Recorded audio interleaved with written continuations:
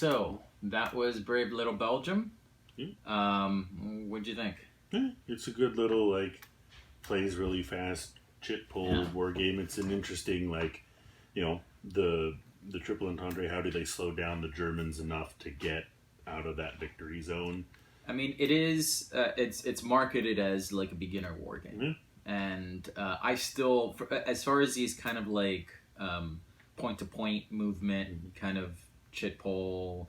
This isn't quite Hex Encounter, but these types of things, I'm still very much a beginner. In fact, I was actually thinking while we were playing,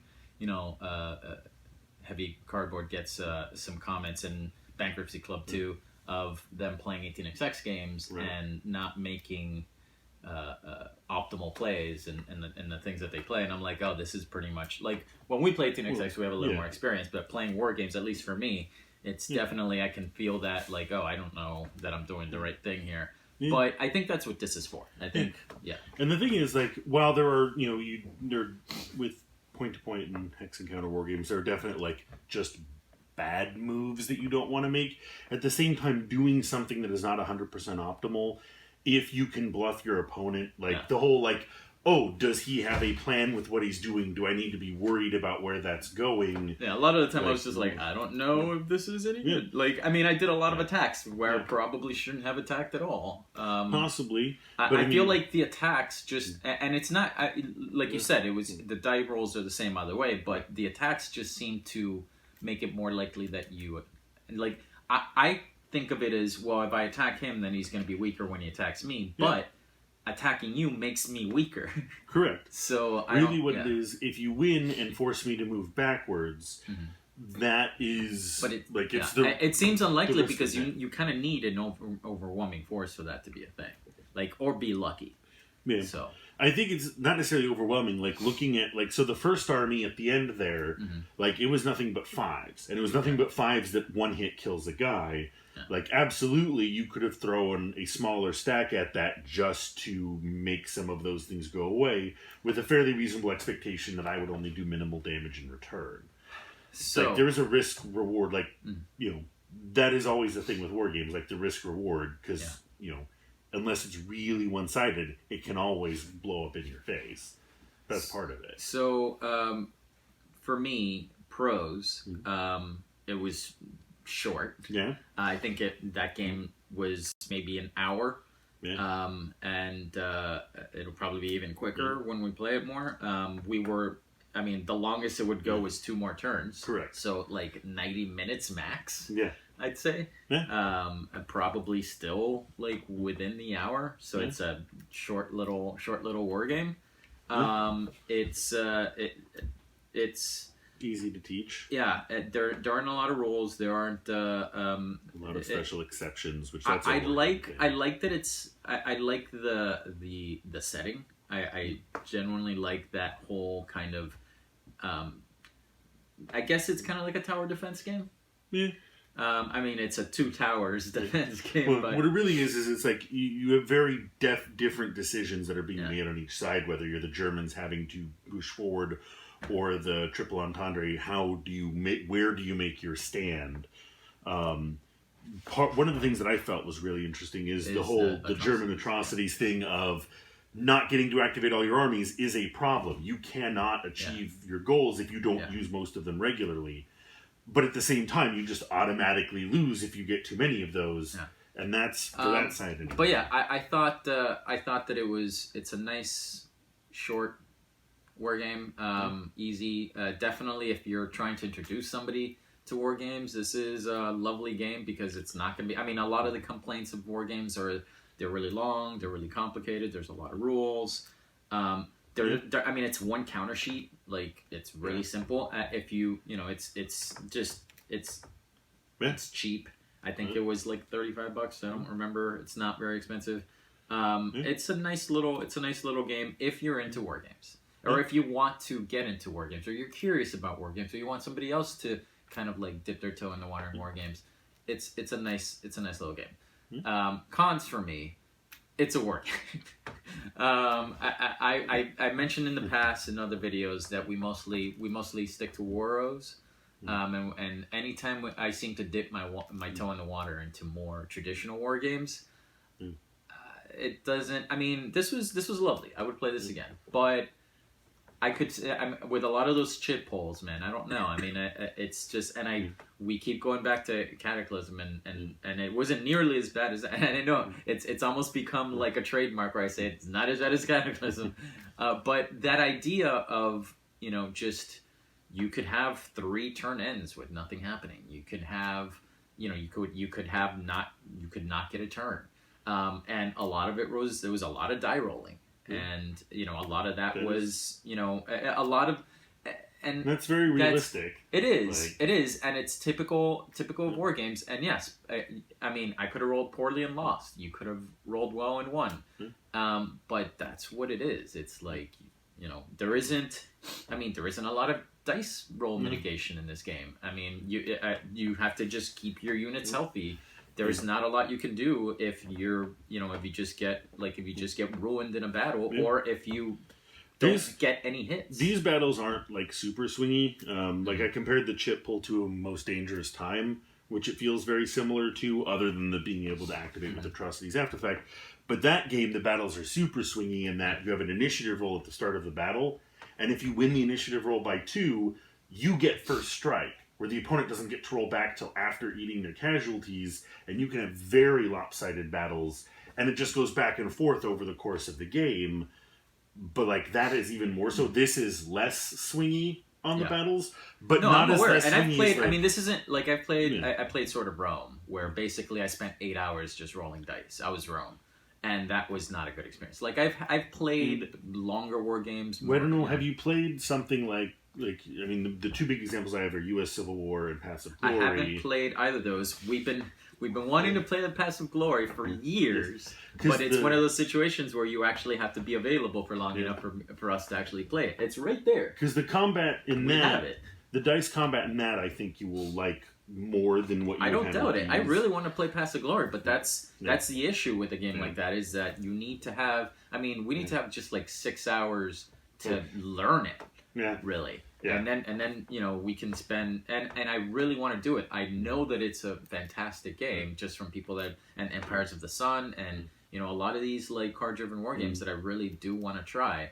But I mean, I think that's the pro of this game, and of District Commander Maracas, and of Ukrainian Crisis, and of a lot of Polish-Spiel titles. I mean, it's the joke that Tom Russell told. He doesn't make long war games, or I guess he doesn't publish long war games because he has cats. I mean, we do have cats, but that's not really an issue. It is an issue where we play on weeknights. We play on Tuesday nights usually, and you have to go after a while, so we only have a certain amount of time. And if I ever had a situation where I could play, these, I mean, I've had Fire in the Lake sitting there waiting for us to get back to it for years. Like, once again, 2 players we could probably, if you're still up on the rules, get through a medium scenario maybe. But it is a pro of this. It is a pro of this that we can get through. I mean, we could get through 2 games. We can get through this and probably a Ukrainian Crisis in one night, and that's that's nice. I mean, and I'll be honest, if I'm gonna play for 12 hours, I'd probably rather play like an 1817. Right. I mean, we've been covering a lot of war games lately, but I'd probably, if I'm going to play a long game, I think I would still like to play, of the list of games that I would like to play would probably be an 18XX or something like that. Not that I mean, I would love to play a full 8-hour, like, Fire in the Lake. Right. But, the times where I get that, the times where I have those situations, I guess I just haven't made the war game, I haven't made enough war game friends to play those long games where I do know like people that will play 18XX for that long, and I can go to cons and do it, and that's more likely. But in any case, so I didn't have the issues with components I did in District Commander Maracas. You're not turning things over. Yeah, we had some issues with like the folding board and things spilling over, but that's I should get Plexi. I had it. I don't have it anymore. I actually was gonna buy some yesterday and decided to get something more custom sized, but the chits were fine. The game is lovely as is.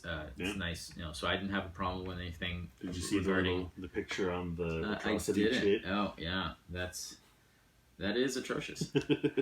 But I'd say if you're looking for a quick little point-to-point war game to kind of have someone dip their toe in the water, or even just something that you can get on the table and play easy enough. Yeah, and this is definitely more on the traditional war game side. I mean, it's 100%. Not like it's not a pull mill game like a Ukrainian Crisis, which we enjoy. It's not the supply lines of the American Revolution, which is more logistical. Right. And this doesn't have supply. That's like the one rule that is in most serious war games that there isn't in this. But this works fine without it. And I like that. I like supply lines in games. I feel like that is, again, I feel like the logistics of war game is definitely a thing. It's 90% of actual war is logistics. So, but, if you want just a traditional tactical... just point-to-point armies on board. Then this is a lovely little game. We have like an hour to kill. I'm definitely down to put this out again. Any more thoughts? How does it compare to? Because you definitely played more war games than I have, and more complicated war games. Like the ease of teach and getting on the table with this is nice. Like. And it has, like, one of the things that makes a good war game, in my opinion, like, because I know a lot of people are about, like, learning the war through the game, but to me, what makes a war game interesting is interesting tactical or strategic situations, and this has an interesting situation of with the Germans pushing what they need to do to get everything, and can you not do everything, force you to, and then the other side has the interesting decisions of, you don't have enough armies to stop them. It's it's pick your battles. Exactly. And are you picking the right battles? So you have two sides that have different interesting decisions, and the decisions aren't interesting over a long game. They are the right kind of interesting for the right length of game that it is. No, and it is. It's very interesting to see, like, okay, there were situations where I'm like, oh, I think that I'm in an advantageous position here. Do I do this, or do I conserve my troops? Do I, like you said, do you spread out? Do you, like, clump together? It reminds me a little bit of Friedrich and Maria, where it's like, do you move? You're in a similar position where you have to, particularly in Friedrich, where it's one versus many. You have to kind of pick your battles, right? You have to. It is very much strategic retreat, that game, as Friedrich. You have to kind of just like go a little further back, and just hold off until the Tsarina kind of pulls up and the deck. And this is kind of a very similar situation, except it's only 2-player. Like if logistics is like 70% of real war, maneuver is like 15% of what's left. And a lot of good war games are like, yes, the dice and the battles matter, but really what matters is how you move your guys and where you fight. It's again, I think my only drawbacks to this are my own personal issues with I think I still skew more towards like you said. I like supply lines. I like logistics. I like those elements in games, and I would probably rather play. Like if I had to pick between this and Ukrainian Crisis, I would probably pick Ukrainian Crisis. I like the political aspect of that. Well, I think Ukrainian Crisis is a better game. Just as a general statement. And they're both equally long, right?